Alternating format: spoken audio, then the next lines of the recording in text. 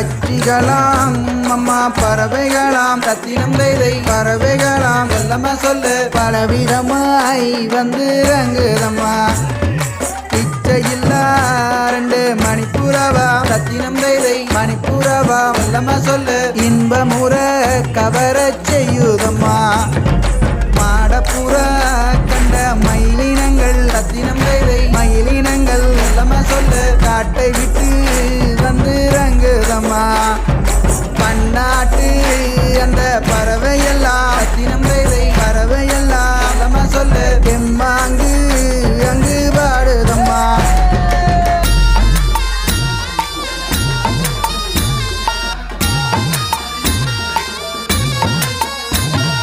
தென்னாட்டு